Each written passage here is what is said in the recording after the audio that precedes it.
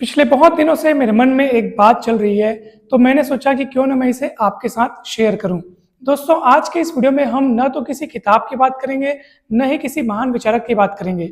आज का ये वीडियो न तो कोई प्रवचन है, न तो कोई उपदेश, न ही कोई मोटिवेशन, बल्कि एक सहज अनुभव जो कि मेरे मन में आया। एक विचार जो मेरे मन में उत्पन्न हुआ और उस पे मैं सोचने लग गया कि यार ये बात तो सत्य है।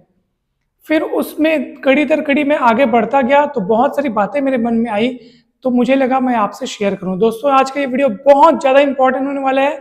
इस वीडियो को आप लास्ट तक देखिएगा। हो सकता है आपके भी सोचने समझने का नज़रिया तरीका बदल जाए इस वीडियो से, तो ज़रूर ज़रूर देखिएगा। दोस्तों, आज के इस वीडियो में हम ना तो कोई कहानी, कोई भी ज़्यादा विशेष नहीं, बस एक सहज ज्ञान, एक सहज स्वभाव वाली बात करेंगे जो कि आपको भी बहुत बहुत ज़्यादा सोचने पर मजबूर करेगी।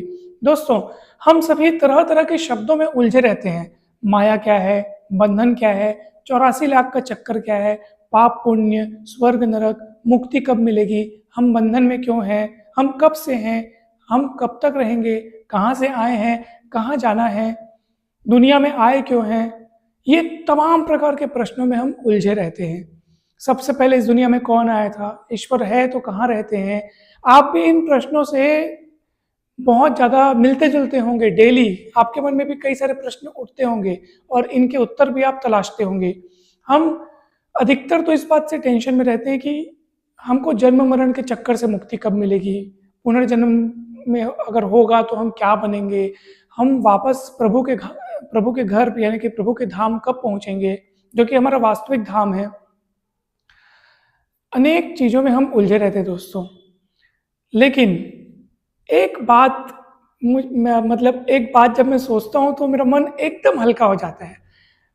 यानी कि मैं सोचता हूँ कि अगर हमको मुक्त होना है, दोस्तों, हम यहाँ पर जो बात कहेंगे वो वेदों के पॉइंट ऑफ व्यू से कहेंगे, क्योंकि हम ऑथेंटिक उन्हीं को मानते हैं कि भाई हम ईश्वर के सनातन अंश हैं, हम उन्हीं के अंश हैं और जब से वे हैं तब से हम चलते आ रहे हैं। हमारे इसके पहले अनेकों जन्म हुए हैं और ये सब हम पढ़ते सुनते आए हैं।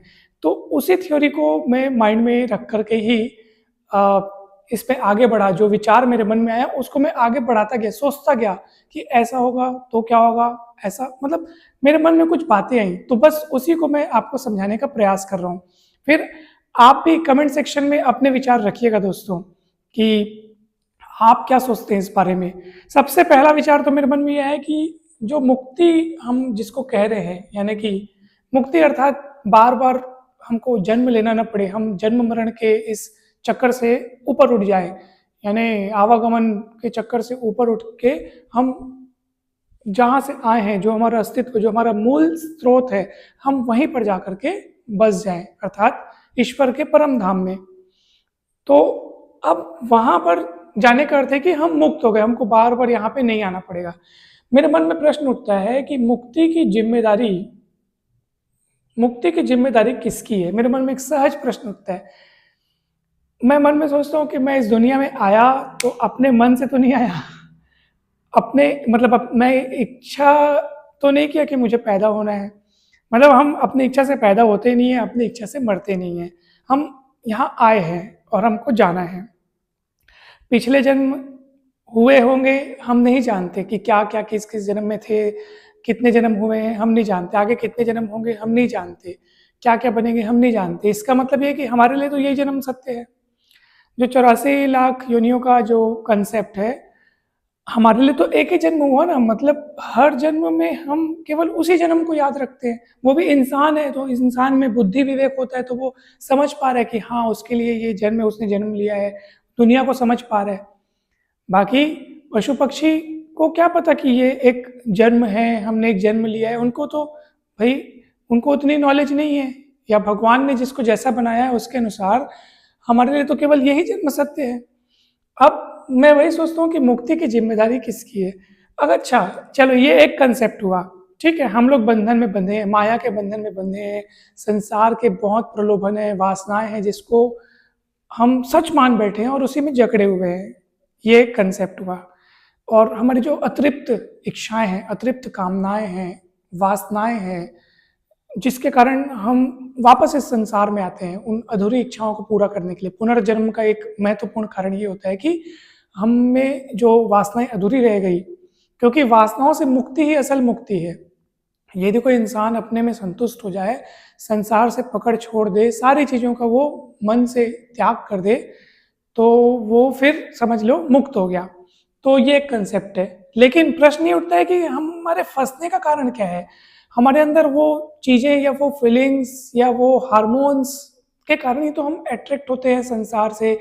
हमारे पास जो इंद्रियां दी हैं वो उन इंद्रियों का मुख बाहर की तरफ है, जिससे वो संसार के विषयों में आसक्त होते हैं, तो हम फंसते चले जाते हैं।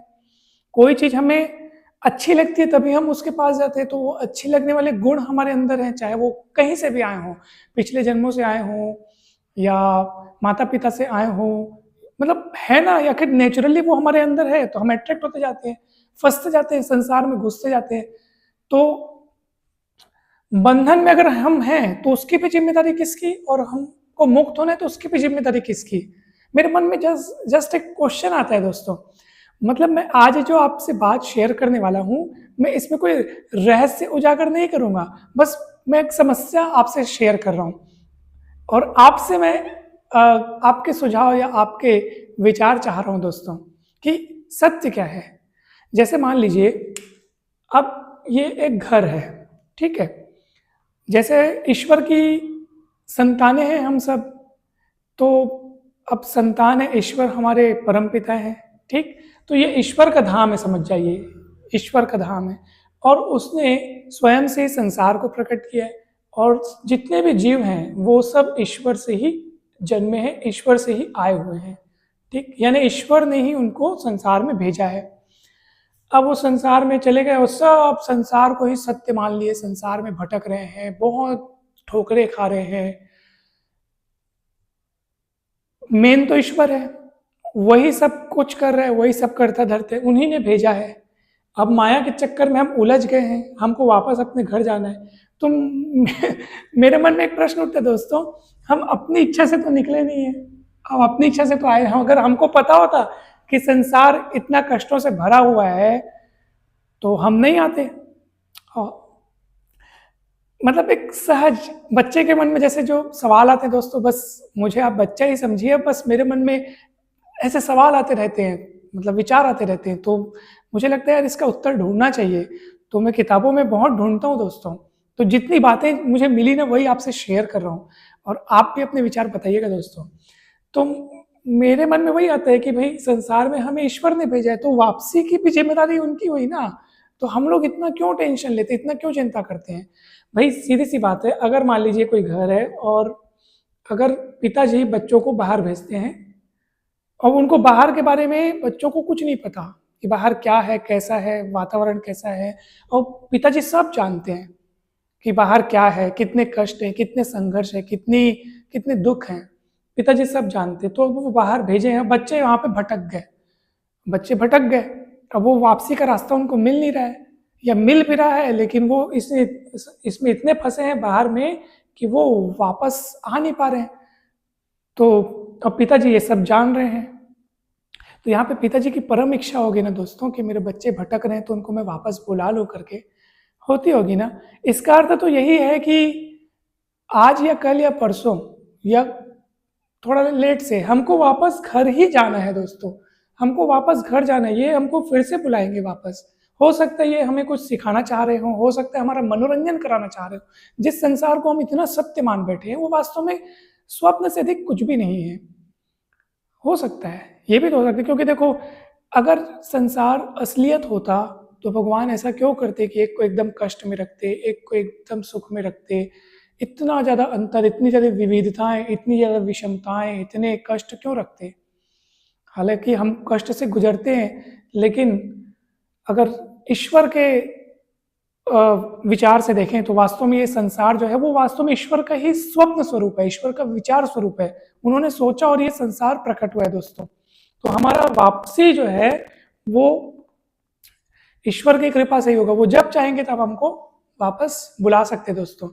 तो कुल मिलाकर के मेरे मन में यही विचार आता है कि जब हम सब यहाँ से निकलने में हमारी इच्छा नहीं थी इस घर से, तो वापसी के लिए भी भगवान जी को सोचना चाहिए ना दोस्तों। तो वो बिल्कुल सोच रहे हैं, और वो इस प्रतीक्षा में बैठे। दोस्तों, एक किताब में मैंने ये भी पढ़ा कि हमारी मुक्ति के लिए ईश्वर से अधिक उत्सुक और कोई नहीं है।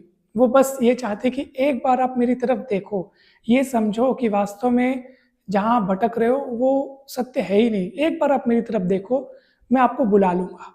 तो हमको एक बार देखने की जरूरत है दोस्तों, बस हमको ये समझने की जरूरत है कि हमारा असली घर कौन सा है, हमारे असली पिता कौन है। बस एक बार आप देख लीजिए, वो डेफिनेटली तुरंत आपको इस बार बार आने जाने के चक्कर से, आवागमन के चक्कर से मुक्त करके आपको अपने धाम में बुला लेंगे दोस्तों। तो एक बार हमको बस उनको देखना है दोस्तों, एक बार उनका ध्यान करना है। और जब आप एक बार ध्यान करेंगे, अगर उनका एक 0.00001% भी अगर आपको वो उस आनंद स्वरूप के, उस प्रेम स्वरूप का आपको 0.11% भी अगर आपको एक अंश भी मिलता है, तो आप निहाल हो जाएंगे। यानी आप, क्या ही बताऊं दोस्तों।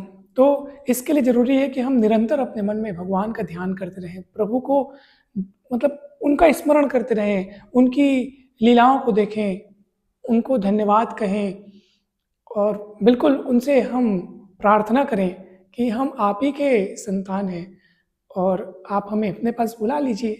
तो वो जरूर बुला लेंगे दोस्तों, एकदम एकदम तय है दोस्तों। तो इसलिए हम जितनी टेंशन लेते हैं दोस्तों कि मुक्त कैसे होंगे, बंधन, पाप पुण्य, ये सब चीज़ें भले हम लोग पढ़ते हैं दोस्तों, लेकिन हमको यही सोचना चाहिए कि हम क्यों इतना टेंशन लेते हैं। हम अपनी इच्छा से तो ये सब कुछ नहीं करना चाह रहे थे, हम तो आ गए संसार में। मतलब हमको चलाने वाला कोई और है ना। अब हमको जो चलाने वाला है वो हमारी जिम्मेदारी ले रहा है दोस्तों। वो भगवान तो स्वयं विश्वम्भर कहे जाते हैं। आपने भगवान का एक नाम सुना होगा, विश्वम्भर। वो संपूर्ण विश्व का भरण पोषण कर रहे हैं। और भगवान श्री कृष्ण ने यह भी कहा है कि समस्त सृष्टि का संचालन मेरी इच्छा से हो रहा है। तो जब भगवान साफ साफ खुद कह रहे हैं कि तुम लोग क्यों जबरदस्ती टेंशन लेते हो, सब करता धरता वही है। हम अगर इस कंसेप्ट को, इस बात को विश्वास रख ले, तो हम इसी क्षण सारे दुखों, चिंताओं, डरों से मुक्त हो जाएंगे। हमको सिर्फ मनोरंजन और फिल्म की तरह इस संसार को देखना है, एक स्वप्न की तरह, और इससे अधिक कुछ भी नहीं। इस कंसेप्ट को अगर अपने मन में धारण कर ले दोस्तों, तो कितना हल्का हो जाएगा हमारा मन। हमको बस इस बात पर दृढ़ विश्वास करना है कि जिसने हमको भेजा है वो हमको बुलाएगा, जिसने यहाँ फंसाया है वो यहाँ से निकालेगा भी। बस अपने मन को हमको शुद्ध करना है। हमारे मन में जो तरह तरह की गंदगियाँ भरी पड़ी है, वो गंदगी क्यों भरी है? हमने इन सभी पर, संसार पर यकीन कर लिया, और वो गंदगियाँ जो भरी पड़ी है वो निकलेंगी कैसे? बस अपना ध्यान परम पिता की ओर रखते हुए। आप खुद सोचो ना, एक बार, एक पल के लिए भी जब आप ईश्वर को ध्यान करते हो तो कितना अच्छा अनुभव होता है। क्योंकि वास्तव में हम, वास्तविक जो हमारा स्वरूप है आत्मा का, वो आखिर परमात्मा का ही अंश है। हमको कितना अच्छा लगता है। मंदिर में जाते तो कितना अच्छा अनुभव होता है। मंदिर हमने बनाया इसलिए ताकि हम, ऐसे तो भगवान को अगर याद नहीं कर पा रहे, तो एक स्थान है कि आदमी कम से कम अगर अपना डेली रूटीन का नियम बना ले, तो उसको वहां जाके ही सही अच्छा लगे। और नहीं तो मंदिर जाने की भी कोई आवश्यकता नहीं। यदि आप अपने मन के अंतःकरण की शुद्धि पर ध्यान देते हो, यदि आप भगवान को याद करते रहते हो, भाई आखिर मंदिरों का उद्देश्य यही है कि भगवान मतलब इंसान वहाँ जाए, उसको अच्छा महसूस हो, उसके मन की गंदगी दूर होती जाए और अच्छाइयाँ बढ़ते जाए। यही तो मंदिरों का उद्देश्य है। लेकिन हम लोग जो है, सिर्फ मंदिर में ही क्यों, हम लोग हमेशा भगवान को याद कर सकते हैं। हम हर काम उनको समर्पित कीजिए, जो भी चीज़ें मतलब उनको याद करते हुए कीजिए, तो ऑटोमेटिक हमारा मन कितना अधिक शुद्ध होता जाएगा दोस्तों, आप खुद सोचिए। और यही हमारा वास्तविक उद्देश्य है दोस्तों। जीवन का उद्देश्य बोलते हैं ना, क्या है जीवन का उद्देश्य? वो यही है कि जो मन है उसको खाली करते जाओ, खाली करते जाओ। जब इसको खाली करते जाओगे तो ऑटोमेटिक ईश्वर इसमें अपना प्रेम भरते जाएंगे, ईश्वर के प्रति प्रेम, आनंद, ये सब भरते जाएगा दोस्तों। और बस यही जीवन का लक्ष्य है। जितनी जल्दी हम इस लक्ष्य को पूरा करते जाएंगे, हमारी वापसी की गारंटी उतनी बढ़ती जाएगी। मतलब वापसी की गारंटी तो है ही, बस वो समय का खेल है कि आज जाते हैं कि परसों या 1 साल बाद या कितने बाद। तो जितने ज़्यादा हम इस लक्ष्य पर ध्यान देंगे, शुद्धिकरण के इस लक्ष्य पर ध्यान देंगे, उतना ज़्यादा समय जल्दी आते जाएगा वहाँ पहुँचने का। इस बार बार आने जाने के चक्कर से मुक्त होने का समय उतना जल्दी आते जाएगा दोस्तों। बस ये मेरे मन में एक यही विचार चल रहा था कि मैं आपसे शेयर करूं, तो आज के इस वीडियो में मैंने आपको शेयर किया। दोस्तों, आप अपने विचार जरूर कमेंट करके बताइएगा कि ये वीडियो आपको कैसा लगा। चैनल पर अनेक अन्य वीडियोस उपलब्ध हैं, जरूर उनको देखिएगा। और ये वीडियो अगर आपको अच्छा लगा तो जरूर शेयर कीजिएगा, जितने अधिक लोगों से आप शेयर कर सकें जरूर शेयर कीजिएगा। दोस्तों, आप सभी को बहुत बहुत धन्यवाद। जल्द ही मिलते हैं हम नेक्स्ट वीडियोस में।